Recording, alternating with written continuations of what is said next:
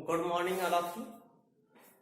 हम लोग पिछले पार्ट्स में चैप्टर नंबर 5 क्लास 12 के principles of inheritance and variation इस पार्ट में हम लोग चल रहे थे। इस चैप्टर में बहुत सारे पार्ट्स बने हैं। आज लगभग चौथा पार्ट है। हालांकि ये जो चैप्टर है, ये चैप्टर क्लास 10th के जो है जेनेटिक्स जो चैप्टर है उस जेनेटिक्स वाले चैप्टर में भी आता है। तो आज का जो टॉपिक है वो क्लास 10th एंड 12th दोनों के लिए काफी इंपॉर्टेंट है, यूपी एंड सीबीएसई बोर्ड। इसके अलावा इसमें से जो है कुछ क्वेश्चन जो है कंपटीशन तक में भी पूछे जाते हैं, वो भी हम उसको जो है रिमार्क कर देंगे। कौन से क्वेश्चन काफी इंपॉर्टेंट होते हैं कंपटीशन के लिए। तो आज हम लोग का जो नया टॉपिक है वो है sex linked characters in human and their inheritance, मतलब कि मानव में लिंग संलग्न गुण एवं इनकी वंशागति। मानव में लिंग संलग्न गुण एवं इनकी वंशागति। सबसे पहले समझते हैं लिंग संलग्न लक्षण होता क्या है। जो सेक्स लिंक्ड कैरेक्टर है ये होता क्या है। अभी हमने पहले पढ़ा था, इसके कभी जब पिछले वाले पार्ट में एक शब्द पढ़ा था लिंकेज। लिंकेज तो हमने कहा था कि साथ साथ रहने वाला जीन, यानी एक ऐसा जीन समूह जिसमें जितने भी जीन है उस जीन समूह में सभी जीन सदैव साथ साथ रहते हैं और इनकी वंशागति अगली पीढ़ी में एक साथ साथ होती है, तो उसको कहते हैं लिंकेज। तो उसी लिंकेज जब यहाँ पर जो लिंग गुणसूत्र है उस लिंग गुणसूत्र के द्वारा, लिंग गुणसूत्र कौन सा है, ह्यूमन में बात कर 23वीं जोड़ी जो गुणसूत्र होती है, फीमेल में XX और मेल में XY होता है, यानी 23rd जो यहाँ पर जो है क्रोमोसोम होता है, ये 23 क्रोमोसोम यहाँ पर जो है मेल में XX और फीमेल में XY होता है। तो 23वीं जोड़ी जो गुणसूत्र होता है उसमें XX और XY यानी मेल फीमेल में XX और मेल में XY होता है। इसके द्वारा इसमें उपस्थित जो लिंकेज ग्रुप है, जो जीन समूह है, इनकी वंशागति अगली पीढ़ियों में प्रसारित होती है, तो इसको कहते हैं लिंग संलग्न वंशागति। तो लिंग संलग्न वंशागति की एक थी परिभाषा, लेकिन अब लिंग संलग्न वंशागति कैसे होती है इसको जानेंगे। देखिए जो सेक्स लिंग इनहेरिटेंस होता है, अगर हम बात करें सेक्स लिंग इनहेरिटेंस, लिंग संलग्न वंशागति, तो अगर लिंग संलग्न वंशागति की बात किया जाए तो चूंकि पता है कि या तो फीमेल है तो फीमेल में XX पाया जाता है, गुणसूत्र 23वीं जोड़ी होती है, और मेल में जो है XY गुणसूत्र जो उपस्थित होता है। तो अगर इनकी वंशागति की बात किया जाए तो ये 3 प्रकार से वंशागति करते हैं। पहला इसमें होता है, और इसे और जान लें, जो लिंग संलग्न वंशागति है इसका जो क्रोमोसोमल थ्योरी ऑफ लिंकेज हमने भी पिछले पार्ट में बताया था, TH मॉर्गन ने दिया था। TH मॉर्गन ने अपना जो प्रयोग है वो ड्रोसोफिला मेलानोगैस्टर नामक फल मक्खी पर अपना पूरा प्रयोग किया था, ड्रोसोफिला मेलानोगैस्टर। ह्यूमन में बात करें तो ह्यूमन में लगभग 120 से भी अधिक दैविक लक्षण ऐसे होते हैं जो इसी लिंग संलग्न यानी लिंग गुणसूत्र के द्वारा जो अगली पीढ़ी में प्रसारित होते हैं। तो यहाँ पर वही चीज सेक्स लिंग इनहेरिटेंस में सबसे पहला जो इसमें है एक्स लिंग इनहेरिटेंस, मतलब कुछ ऐसे जो जीन समूह होते हैं जिनकी वंशागति केवल और केवल जो है एक्स गुणसूत्र के द्वारा होती है। एक्स गुणसूत्र कहां पर है, फीमेल में भी है और मेल में भी है। फीमेल में 2 है और मेल में 1 एक्स गुणसूत्र होता है। तो यदि जब यहाँ पर जो रेसेसिव कैरेक्टर है, देखिए जो यहाँ पर रोग उत्पन्न करता है उसको वहां पर जो है ये सुप्त जीन की उपस्थिति में होता है, सुप्त जीन की उपस्थिति में होता है, यानी यहाँ पर जो वंशागति होती है वो रेसेसिव जीन एलील की उपस्थिति में होता है। तो ये ध्यान रहे कि यहाँ पर सुप्त जीन की उपस्थिति में प्रक्रिया होती है। लॉ ऑफ डोमिनेंट भी यहाँ पर अभी आएगा, फॉलो करेंगे उसको भी। एक्स लिंग संलग्न यानी जो एक्स जो है लिंग संलग्न वंशागत की जो प्रक्रिया यहाँ पर उसको देखेंगे, एक्स लिंग इनहेरिटेंस कैसे होता है। तो ये जो होता है इसके जो जीन होते हैं, जो रेसेसिव जीन होते हैं, केवल और केवल एक्स गुणसूत्र के नॉन होमोलोगस खंड में पाया जाता है। यानी कहां पर प्रेजेंट होते हैं, प्रेजेंट इन जो कौन सा जो रेसेसिव जीन एलील है ये कहां प्रेजेंट है, present in non homologous pair of x chromosome. तो केवल और केवल एक्स गुणसूत्र के असमजात खंडों पर जो है सुप्त जीन के एलील उपस्थित होते हैं। तो यहां पर जो इसकी जो वंशागति होगी वो केवल एक्स लिंक गुणसूत्र के द्वारा ही होगा। यानी मतलब कह सकते हैं कि इसमें जो पुत्रियां होती हैं, पुत्रियों में यह जीन माता और पिता दोनों से जाता है, लेकिन अगर पुत्र है तो पुत्र में केवल और केवल यह जीन जो है माता से जाता है, पिता से नहीं जाता। क्यों नहीं जाता? क्योंकि पिता में वाई गुणसूत्र ही जो है जब जाता है तब वो पुत्रों में जो है लक्षण उत्पन्न करता है पुत्र वाले। तो यहां पर जो है देखेंगे कि जब कोई संतान पुत्र होता है तो उसमें वाई चला जाता है, तो चूंकि यह जो है एक्स लिंक्ड इनहेरिटेंस है, ये एक्स गुणसूत्र पे इसके सुप्त जीन है, अतः पुत्रों में जो है पिता से न जाकर के बल्कि माता में जाता है। पुत्रियों में माता और पिता दोनों से जो है ये रोग जाता है। इसके एग्जाम्पल अगर हम लोग बात करें तो इसका एग्जाम्पल जैसे हीमोफीलिया हो गया, हीमोफीलिया या कलर ब्लाइंड हो गया, तो ये इसके एग्जाम्पल होते हैं। अभी इसको हम लोग आगे चलेंगे, थोड़ा सा जब टॉपिक तीनों पढ़ा चुके उसके बाद फिर से इसको एग्जाम्पल के रूप में समझा जाएगा। दूसरा एक होता है Y linked inheritance, Y linked inheritance. इसमें जो सुप्त जीन होता है वो कहां पाया जाता है? अगर इसके सुप्त जीन की बात किया जाए तो इसका सुप्त जीन होता है present in non homologous segment of Y. जो वाई गुणसूत्र होता है यहां देख रहे हैं, तो इस वाई गुणसूत्र के द्वारा जो है इसमें जो सुप्त जीन होता है वो सुप्त जीन अगली पीढ़ी में प्रसारित होता है। लेकिन यहां पर क्या है कि यह जो रोग होता है ये केवल और केवल जो फादर होता है, पिता जो होता है, उस पिता से केवल उसके पुत्र में जाता है, सन में ही केवल ये रोग जाता है। और इस प्रकार के जीन को इसको हम कहते हैं होलैंड्रिक जीन। होलैंड्रिक जीन के नाम से जानते हैं, यही याद रखना है कि होलैंड्रिक जीन क्या होता है, ध्यान रहे। होलैंड्रिक जीन जब वाई गुणसूत्रों के द्वारा जो है जीन समूह जो सुप्त जीन है वो अगली पीढ़ी में जाए, और ऐसा केवल और केवल पिता से पुत्र में हो सकता है क्योंकि पुत्रियों में वाई गुणसूत्र नहीं पाया जाता है, तो इसको होलैंड्रिक जीन कहते हैं। तथा इसके इनहेरिटेंस को जो है होलैंड्रिक इनहेरिटेंस के भी नाम से जानते, तो इसकी वंशागति को होलैंड्रिक इनहेरिटेंस कहते हैं। तो ये होलैंड्रिक जीन्स होता है। इसमें एग्जाम्पल क्या है? तो इसमें एग्जाम्पल होता है हाइपरट्राइकोसिस, हाइपरट्राइकोसिस ऑफ ईयर। ये कौन सा रोग है? तो उसमें जो कान होता है उस कान में कड़े कड़े कठोर जो थोड़ा सा बाल होते हैं, देखे होंगे कि केवल जो है पुरुषों में ही पाया जाता है बाल, और उससे सामान्यता उनके पुत्रों में जाता है, पुत्रियों में लक्षण नहीं जाता है, क्योंकि पुत्रियों में वाई गुणसूत्र पाया नहीं जाता है, केवल और केवल पुत्रों में पाया जाता है, अतः यह लक्षण केवल पुरुषों में ही दिखाई देते हैं। तीसरा इसमें होता है X Y link inheritance, X Y linked inheritance. देखिए एक्स वाई लिंक्ड इनहेरिटेंस, इसमें जो है एक्स तथा वाई दोनों के गुणसूत्रों के असमजात खंडों के द्वारा जो है यह जो है अपना जो है प्रसारण हो सकता है इसका। यानी इसके रेसेसिव जीन कहां प्रेजेंट होते हैं? Present in non homologous segment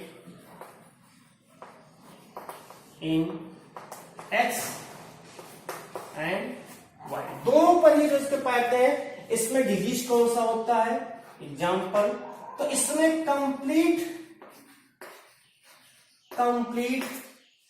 colour blind रोग हो जाता है।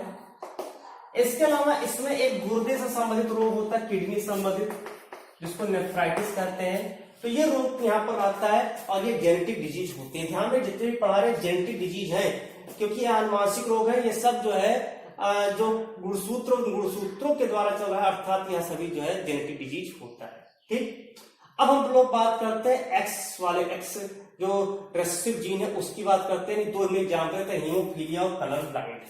इसको यहां पर देखेंगे। सबसे पहले हीमोफीलिया। देखिए हीमोफीलिया होता है, हीमोफीलिया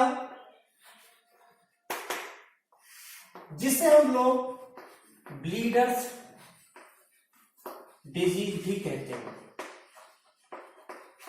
जिसे हम लोग ब्लीडर्स डिजीज कहते हैं। ऐसा क्यों कहते हैं? जो हीमोफीलिया रोगी होते हैं उनके कहीं चोट लग जाता है, कट जाता है, तो लगातार रुधिर का स्राव होता रहता है, जिसके कारण जो है उस जो व्यक्ति और रोगी जो व्यक्ति है उसकी कभी कभी अगर उस समय पर उपचार ना हो तो उसकी मृत्यु भी हो जाती है। वैज्ञानिकों का मत है कि ऐसे जो रोगी होते हैं उनमें फैक्टर 8 की कमी होती है, लैक ऑफ फैक्टर 8 की कमी होती है। इसके कारण हीमोफीलिया रोग होता है और रुधिर का थक्का नहीं जम पाता है। लेकिन आधुनिक वैज्ञानिकों ने एक और चीज पता लगाया कि केवल अगर मान लेते हैं लैक ऑफ फैक्टर 9 की भी कमी है तो भी उस दशा में रुधिर का थक्का नहीं जम पाता है, रुधिर का जो है क्लॉटिंग नहीं हो पाता है, जिसके कारण रुधिर जो रोगी है उस रोगी की मृत्यु भी हो सकती है। फैक्टर 8 वाले को नाम दिया गया हीमोफीलिया ए और इसे नाम दिया गया हीमोफीलिया बी। तो इसलिए इसको जो है ब्लीडर्स डिजीज कहते हैं। ये जो है एक्स गुणसूत्र के द्वारा जो है केवल एक्स गुणसूत्र पर इसके जो सुप्त जीन होते हैं, ये सुप्त जीन एक्स गुणसूत्र पर स्थित होते हैं। अभी ठीक है, इसके आगे फिर चले गए एग्जाम्पल लेंगे। अभी दूसरा चलते हैं कलर ब्लाइंड क्या होता है। कलर ब्लाइंड देखिए, कलर ब्लाइंड जो होता है इससे जो है रेड ग्रीन ब्लाइंडनेस कहते हैं।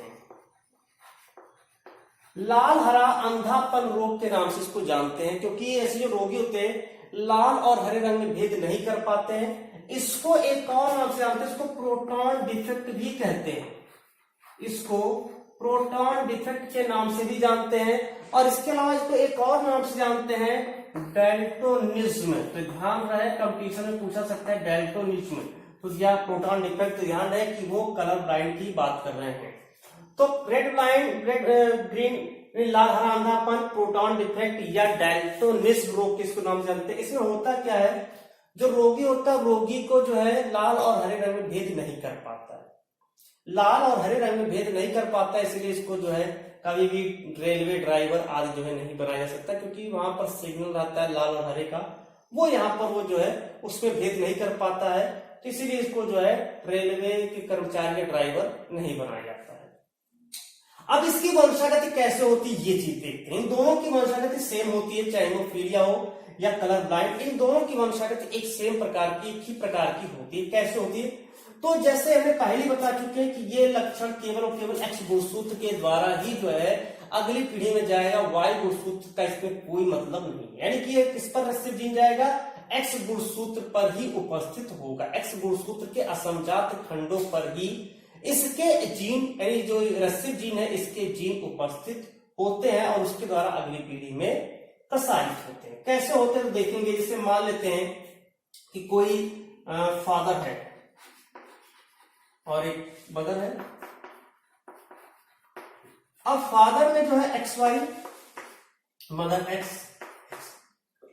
मान लेते हैं कि फादर जो है कलर ब्लाइंड या हीमोफीलिया रोग से ग्रसित है, ठीक है। ये हमने यहां पर सिंबल लगा दिया कि यह जो फादर है ये कलर ब्लाइंड या हीमोफीलिया रोग से ग्रसित है। दोनों की वंशागति एक सेम प्रकार की होती है, ध्यान में, ठीक है। तो हम कोई भी एग्जाम्पल ले सकते हैं। तो ये यहाँ पर इससे उत्पन्न संतानों में रोग की वंशागति क्या होगी, संभावना क्या होगी। ये संभावना मात्र है, ध्यान दें, वास्तविकता से ज्यादा मतलब है, संभावना ज्यादा है। ये एक्स एक्स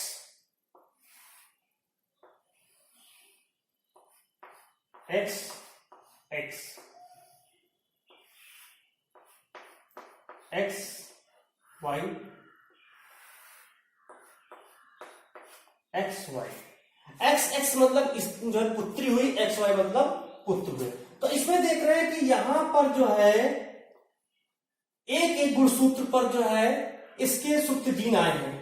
तो यहां पर लॉ ऑफ डोमिनेंट क्या कहता है, चूंकि जो स्त्रियां होती, स्त्रियों में 2 एक्स गुणसूत्र, 2 प्रबल जीन होते हैं, 2 प्रबल जीन, 2 प्रबल एक्स गुणसूत्र होते हैं। जबकि अगर पुरुषों में बात करें तो केवल एक ही एक्स होता है, एक ही एक्स होता है। एक तो वाई होता है, वाई से मतलब नहीं है, यहाँ पर एक ही एक्स होता है। यहाँ पर क्या हो रहा है, क्योंकि इसके पास 2 प्रबल जीन है, 2 प्रबल गुणसूत्र है, तो अगर मान लेते एक जो गुणसूत्र है उस पर सुप्त जीन है, अप्रबल जीन है, तो भी दूसरा प्रबल होता है। अतः प्रबलता का नियम कहता है कि जब प्रबल व अप्रबल कारक एक साथ उपस्थित होते हैं तो यहाँ लक्षणों की अभिव्यक्ति नहीं होती है, अप्रबल लक्षण अपने आप को व्यक्त नहीं कर पाता है। अतः यहाँ पर जो भी 50% जो भी इसमें पुत्रियां होंगी, जो पुत्रियां कह सकते हैं, जो भी ऑल डॉटर्स हैं, जो डॉटर्स यहाँ पर हैं वो डॉटर यहाँ पर नॉर्मल होगी, लेकिन ये जो है रोग का वाहन करेंगी, ये अगली पीढ़ी में पहुंचाएंगी। जो स्वयं नॉर्मल रहेंगी, कैरियर होंगी, लेकिन कैरियर टर्मरी नॉर्मल होते हुए जो है कैरियर के रूप में काम करते हैं। जो सन होंगे वो पूरी तरह से नॉर्मल होंगे। तो ये ध्यान रहे कि जो डॉटर है वो कैरियर तो है लेकिन वो भी नॉर्मल ही है, मतलब उसमें रोग प्रकट नहीं होगा, चाहे वो हीमोफीलिया चाहे कलर ब्लाइंड हो, लेकिन हो सकता है अगली पीढ़ी में ये रोग की वंशागति हो जाए। कैसे हो जाए, अब मान लेते हैं कि किसी स्त्री का जो वाहक है, मान ले कोई एक स्त्री है, उसका विवाह जो है, मान फिर से बनाते फादर और एक मदर। मान लेते हैं कि एक जो है कलर ब्लाइंड या हेमोफीलिया रोग से ग्रसित पुरुष का विवाह एक ऐसी स्त्री से होता है जो इसमें रोग तो प्रकट नहीं हो रहा है, लेकिन वो उस रोग की वाहक है, उस रोग की वाहक होती है। तो इस दशा में उत्पन्न संतानों में रोग की संभावना क्या होगी, तो इसको यहां पर देखेंगे एक्स, इस पर भी, इस पर भी सुप्त जीन हो गया,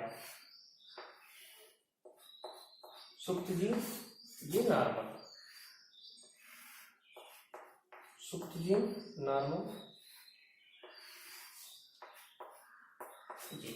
अगर हम यहाँ पुत्र और पुत्रियों का परसेंटेज अलग अलग निकालें तो यहां पर देख रहे हैं कि जो 50% डॉटर है, 50% डॉटर है, पुत्रियां हैं, उसके दोनों गुणसूत्र पर जो है सुप्त जीन है, यानी अब यहां प्रबल नहीं है, अर्थात यह निश्चित रूप से रोगी होंगे, अर्थात यह निश्चित रूप से रोगी होंगे, अर्थात जो है डिजीज इसमें पाया जाएगा, कलर ब्लाइंड होगा या हीमोफीलिया, जो भी रोग होंगे ये यहां पर स्पष्ट दिखेगा।